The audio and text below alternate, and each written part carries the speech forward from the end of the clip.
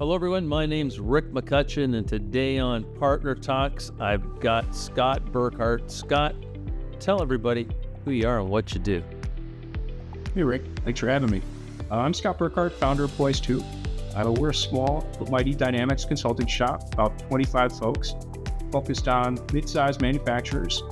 We do rescues, step in when implementations maybe haven't gone great, fix the mess, run managed services so clients don't have to worry about ERP on a daily basis. And then we do continuous improvement, integrations, real results, things that help clients optimize their system and run more smoothly.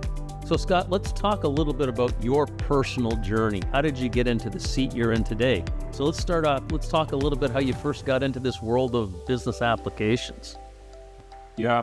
I started in the trenches, Rick. Project manager for a couple of the larger partners back when FSCM was still AX. I saw a lot of large implementations where maybe the big firms promised the world and delivered a bit more chaos than the promises.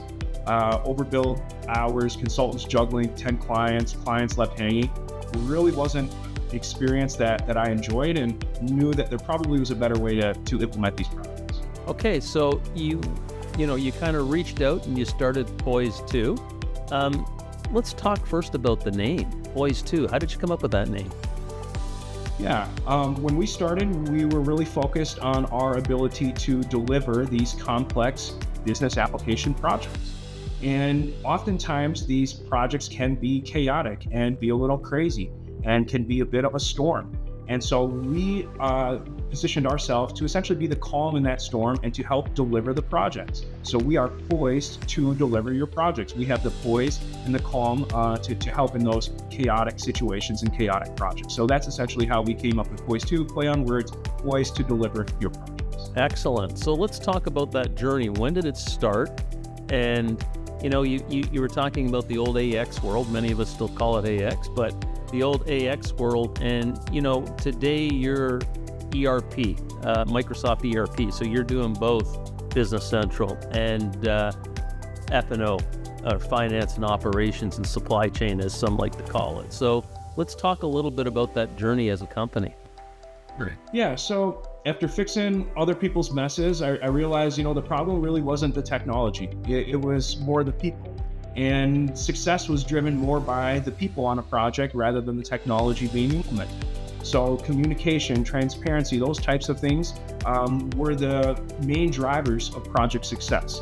So in 2019, I grabbed a few trusted colleagues and started Poize2 in Seattle.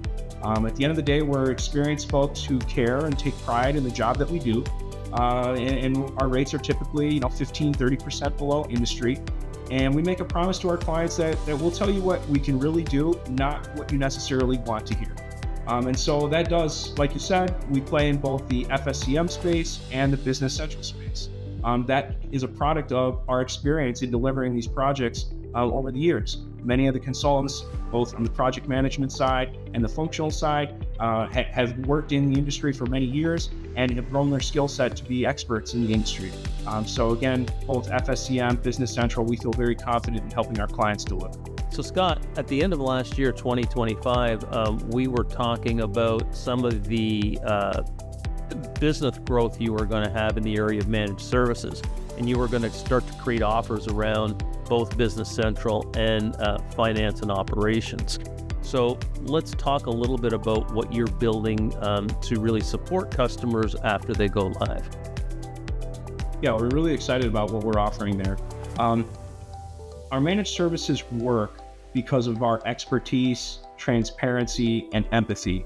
We've been through these projects. We know what it takes to deliver.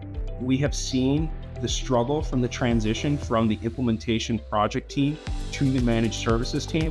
So we've got some real good experience with that transition and successfully setting these companies up for extended managed services that are efficient, cost-effective, and give them the solutions they need.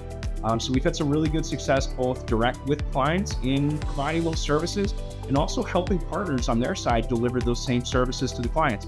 Because as many partners have seen, managed services is a bit of a tough nut to crack. The ebb and flow of the demand, the resourcing, etc., it's challenging. And so I'm really proud of what we've been able to do. And I think there's a lot of partners getting into, especially the Business Central space, for the first time. right? And, they may have just a couple of resources and they're getting numerous projects. So they're busy deploying because that's where their core value is. And they really need an experienced partner able to sort of pick up where they left off, but, to still work hand in hand with the partner. Yes, and clients oftentimes are so focused on the project itself that they don't quite realize the effort and the management that's needed thereafter to maintain the system, upkeep the system, all of those things. So there's a little bit of an awakening there to say, hey, is your team going to own this? Is somebody else going to own this? There's a lot to do here to make sure your car stays well oiled and up to date and maintained. Along with that, I think Business Central's capability has really grown, and Microsoft's investment in the product has shown. And the reason why I say that is because in the years past, F&O would monopolize a lot of these decisions for companies, and they would be forced to go with F&O because Business Central didn't quite meet the needs. Well, with the investment from Microsoft, Business Central has become a much more robust product. And what that means is there's a bunch more clients and companies that now see Business Central as a fit. And so what does that mean? Now partners are a bit overwhelmed with all of the needs, demand, et cetera, that these clients have. So it's really exciting to see, but also a challenge for everybody to keep up with what Microsoft is doing. So let's talk a little bit about that relationship you have with the partners you work with. What's a good fit and how do you work together? Well, a good fit is the partners who are able to be honest, admit maybe where a gap or two might exist and where they might need help. Low ego, I think we all would agree, in any relationship, in any project, in any teamwork is a good thing. So when the focus is on meeting client needs, achieving, meeting those goals, I think that's when we do a better job. So the partners who are able to get in the room, put ego aside, and try to find success, that's when we do our best. Okay, and what types of customers are looking for your help? Mostly mid-sized manufacturers. So these are mid-sized manufacturers that maybe are frustrated with legacy AX or have had a botched F&O implementation. This could be food processors that need lot traceability, metal shops that with work orders, distributors that are juggling inventory. We speak their language. So, we're able to talk shop floor, not spreadsheets, and that's why those clients like us. And, those types of clients have many ISV solutions as well that need to be supported. So I think that, that's a challenge for many partners who haven't worked in a more complex, especially if I'm a BC partner, I'm starting to get these bigger projects, right? So instead of, 3 to 6 months deployment, we're going into longer deployments, less, more complex, and they can go to a partner like yourself and get that kind of support. Precisely. We've got the experience dealing with ISVs all over, connecting various integrations. With the F&O projects, yes, you're exactly right. The complexity there is multiple fold versus Business Central. So when some of us kind of shift gears and look at a Business Central project, it's a bit of fresh air in that sense, but it also positions us very well on the Business Central side because we have that experience dealing with ISVs, complexity of multiple work streams, integrations, etc. Okay, so let's get into this world of what Microsoft calls frontier partners. Like they're moving us forward and asking us to, really play our part and start to develop AI strategies internally and then, as well for our customers. So let's start with Poize2. What are you doing internally to work with AI to make your job easier and your customer experience better? Yeah, two efforts there. On our side, to make our job easier, we're working on some pretty exciting integrations with a lot of the Office products to make our jobs a little more efficiently with email, Teams, Excel, etc. So that's exciting, something we're kind of working on internally to help our team out. And depending on the success we find there, other clients might be able to see that too. And then more for the client side on the Dynamics perspective, we're working with Copilot with regard to forecasting, forecast planning, master planning, MRP, etc. We're really trying to help improve efficiency, reduce stockouts, predictive maintenance on assets, stuff that actually saves clients money and can be used for a very specific task. What we're seeing is AI is very powerful and folks want to do a lot. but you can't boil the ocean immediately. You got to pick and choose where you're going to use that technology and what problems you're going to solve. So we're trying to be very specific around that forecasting and planning and really improving efficiency there. And once we've proven that, shared that, kind of growing with Copilot, seeing what else we can do. And that's I love the idea of forecast and planning being a CE CRM MVP. So your team also has a skill set around CE. So that's going to come in handy when we start to look at how we integrate those ERP into the sales operations of our clients. Absolutely. We do have 2 CE team members on our squad.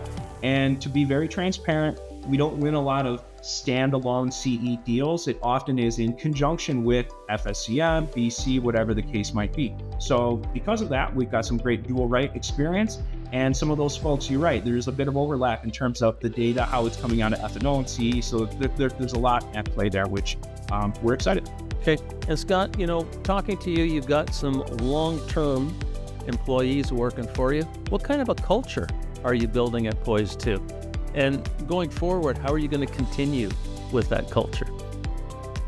It's a great question, Rick. Our pillars at Poize2 are essentially transparency, expertise, empathy, reliability, and being results driven. And there's a lot there, but I sum it up with emotional intelligence.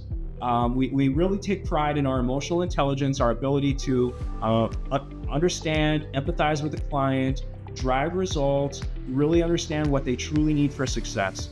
And in terms of internally, what that means is we've got a team of people that want to do a good job, take pride in their work, want to help each other.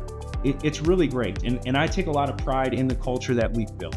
How we maintain that, that's a $1 million question, but it comes down to the people that we bring onto the team and the structure that we put in place in terms of expectations and how we want them to operate and what we expect from them, what our clients expect from them. So it is something that I take very seriously. I think is the secret sauce to be very transparent, right? There's a lot of partners out there. There's a lot of dynamics, people out there. The best ones are the ones that can read a room, understand the most important issue at hand, and drive to a solution that makes a difference for the client. And we sum that up with emotional intelligence. Okay, thank you, Scott. And, to finish things off today, let's talk a little bit about, your journey from, yourself to 25 employees.